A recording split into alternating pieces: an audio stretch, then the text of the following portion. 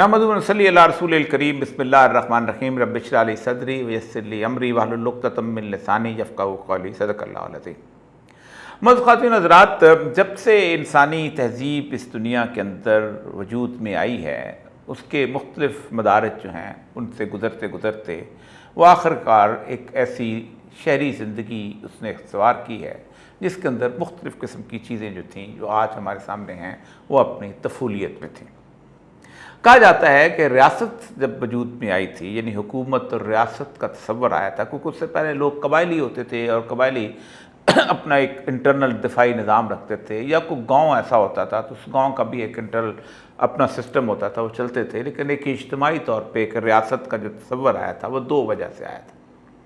एक तो ये कि लोग अपने सारे काम खुद कर लेते हैं, अपना खाना भी खुद पका लेते हैं, अपना खेत भी खुद सेंच लेते हैं, अपने मरीज़ों को भी देख लेते हैं, अपने यतीमों और बेवाओं की भी परवरिश कर लेते हैं, ख़ुद उनके यहाँ हकीम भी होते हैं, उस्ताद भी होते हैं, सारे कुछ जो हैं ये मुआशरा जो है अपने तौर पे इसको इवॉल्व कर लेता है। जैसे आज भी आपको किसी गांव में चले जाएं तो आपको ये सारी चीज़ें सिर्फ़ एक गंदम के टोपे के गिर्द घूमती हुई नज़र आएंगी कि एक गंदम का टोपा या धड़ोपा जो है वो एक मुख्तलिफ़ लोगों के लिए मुकर्रर होता है। ये जुलाहे के लिए है, ये हकीम साहब के लिए है, ये लोहार के लिए है, ये तरखान के लिए है, और इसी तरह वो मजदूर, वो जो ज़िम्मेदार होता है वो भी इसी तरह उसी के से अपनी ज़िंदगी गुजार रहा होता है और लोग उसी बार्टर के हिसाब से चल रहे होते हैं। लेकिन दो चीज़ें ऐसी थीं जिसके लिए उन्हें एक रियासत का वजूद ज़रूरी समझा। एक तो सबसे पहले जो थी वो ये थी, और वो थी अदल व इंसाफ, कि जब भी उनके दरमियान कुछ झगड़ा हो जाए,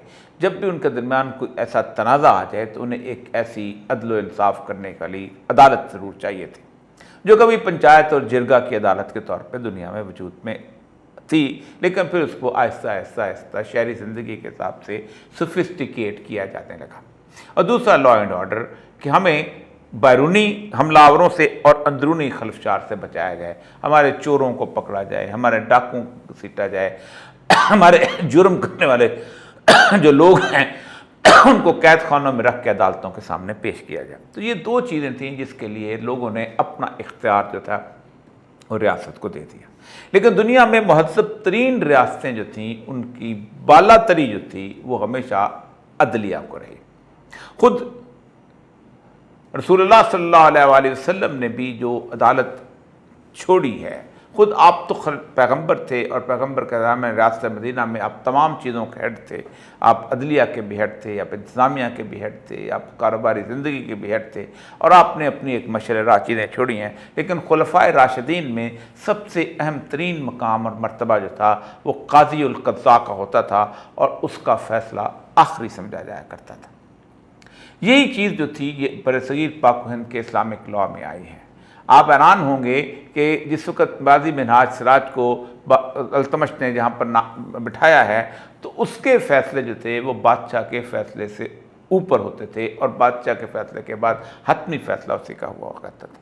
यहाँ तक कि ज़वाल के आलम में भी औरंगज़ेब आलमगीर का जो काज़िल कुज़ा था उसने मना किया कि तुम दक्कन में एक मुसलमानों की रियासत के ख़िलाफ़ तुम जंग में नहीं जा सकते, तो उसने काजी को उतार दिया। दूसरा काजी आया, उसने भी यही फ़ैसला किया। यानी ये मकाम था उस वक़्त के काजियों का, जिसे हम आज सुप्रीम कोर्ट के चीफ जस्टिस कह सकते हैं। पूरी दुनिया में जितने भी इस वक्त सुप्रीम कोर्ट्स हैं उन सब में यही कैफियत है। 1803 में अमेरिका में मरबरी वर्सेस मेडिसन का जो केस है, जो जस्टिस मार्शल ने एक कांग्रेस के बहुत बड़े फैसले को रद्द किया था और कहा था कि कांग्रेस हमारी अभी बिल्कुल बचपने में है और हम उनको कोई फ़ैसला करने के लिए आज़ाद नहीं छोड़ सकते, जहाँ से जुडिशल रिव्यू का तस्वर सामने आया था। बरतानिया में आज भी अगर आप पटिशन लेके जाते हैं तो वो सुओ मोटो इख्तियार जो है वो उनके पास है। आखिरी इख्तियार सुओ मोटो का जो इस्तेमाल किया गया था अमेरिका के अंदर वो जॉर्ज डब्ल्यू बुश और एल गोर के उसके ऊपर था, जिसके ऊपर फ्लोरिडा के अकाउंट पे जब फैसला किया गया तो फैसला हतमी और आखिरी हो गया और माशरा आगे चलने लगा। हिंदुस्तान की बड़ी मिसालें दी जाती हैं कि हिंदुस्तान की सूरत हाल क्या है। हिंदुस्तान में जो अदालती इख्तियार है उसके अंदर वो किसी किस्म की भी इंटरफेरेंस बर्दाश्त नहीं करते।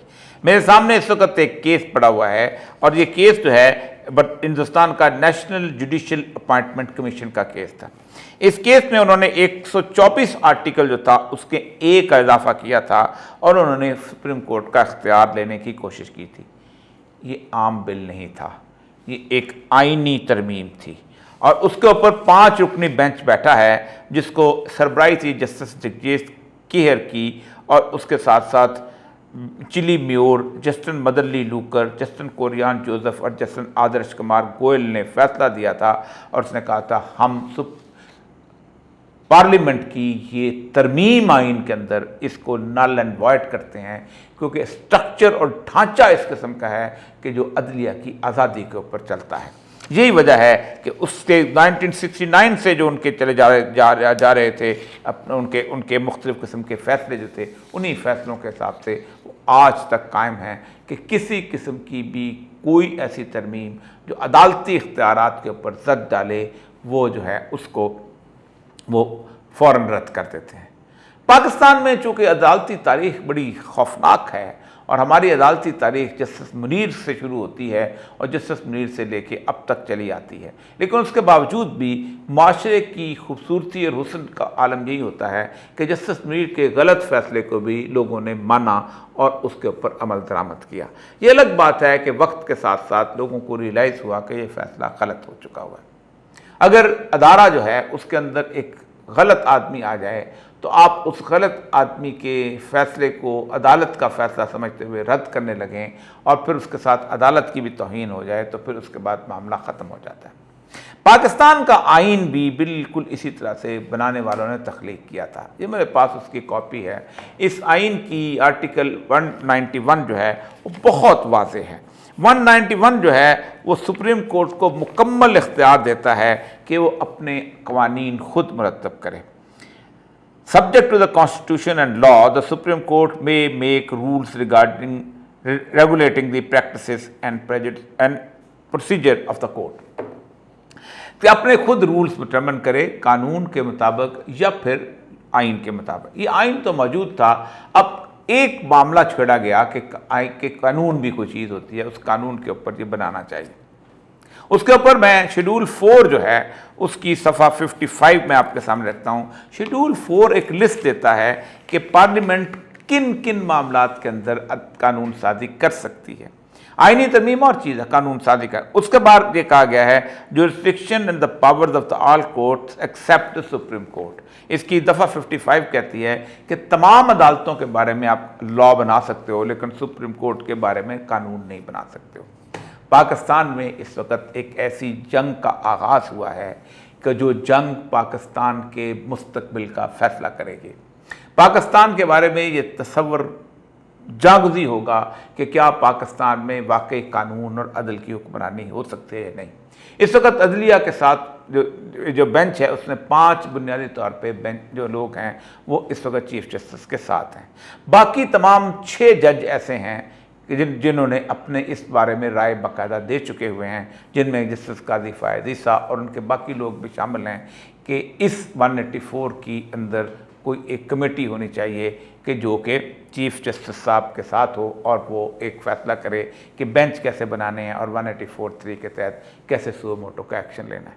इसलिए उनकी जब राय आ जाए तो फिर फुल कोर्ट के बेंच में उनको शामिल नहीं किया जाता। अभी भी अगर फुल कोर्ट बना लिया भी जाए तो 7 जज एक तरफ हो जाते हैं और 8 जज एक तरफ हो जाते हैं। लेकिन अदालत का मामला ये है कि अदालत में जो 2 तरह की फजूल बहसों का आगाज़ किया गया है कि एक तो ये है कि सीनियरिटी जो है उसको मलहूज़ खातिर रखा जाए। दुनिया में सीनियरिटी किसी और मामले में तो होती होगी, इज़्ज़त व तकरीम के मामले में तो होती होगी एक आम शहरी की, एक सीनियर सिटीज़न की, लेकिन जज सब बराबर है। एक जूनियर जज का फ़ैसला भी एक इंतहाई सीनियर जज के फ़ैसले से ज़्यादा वज़नी हो सकता है और बेहतर हो सकता है। कोई शख्स अदालत के मामले के अंदर इसलिए ज़्यादा इज़्ज़त का काबिल नहीं है कि वो खुशकिस्मती से पहले पैदा हो गया था। इसीलिए वो तमाम जज जब बराबर हैं तो वो तमाम का तमाम जो बेंच बनता है वो भी बराबर का बेंच बनता है। दूसरी और बहस छेड़ी गई कि इसमें किसी किस्म का कोई सिंधी या बलोच या पठान जज नहीं रखा गया, तो सिंधी या बलोच पठान तो मेरे ख्याल हैं, तो जज नहीं रखा गया, तो इसका मतलब है कि ये एक ऐसी बहस है कि आइंदा अगर पठान जो है उसको इंसाफ के लिए पठान के पास जाना पड़े और पंजाबी को इंसाफ के लिए पंजाबी के पास जाना पड़े। एक ऐसी कैफियत के अंदर हम आ चुके हैं कि जहाँ पाकिस्तान का निज़ाम अदल जो है उसके ऊपर क्वेश्चंस हैं। लेकिन मेरी उम्मीद है और मैं समझता हूँ कि पाकिस्तान के निज़ाम अदल ने ज़िंदा रहना है, क्योंकि इस ममलकत खुदादाद पाकिस्तान के लोग अब इतने बाशऊर ज़रूर हो गए हैं कि उनको ये पता है कि पहले मुनीर को जो उसने गर्दन पकड़ी थी वो कौन था, फिर उसके बाद अनवारुल हक से जिसने फ़ैसला लिखवाया था वो कौन था, और फिर उसके बाद मुशर्रफ के दौर में इरशाद हसन खान से जिसने फ़ैसला लिखवाया था कौन था। अब लोग अदलिया की गर्दन पर पड़े हुए हाथों को जानते हैं और उन हाथों को गर्दन से अलहदा करना भी जानते हैं। इजाज़त दीजिए, अल्लाह ने के बाद।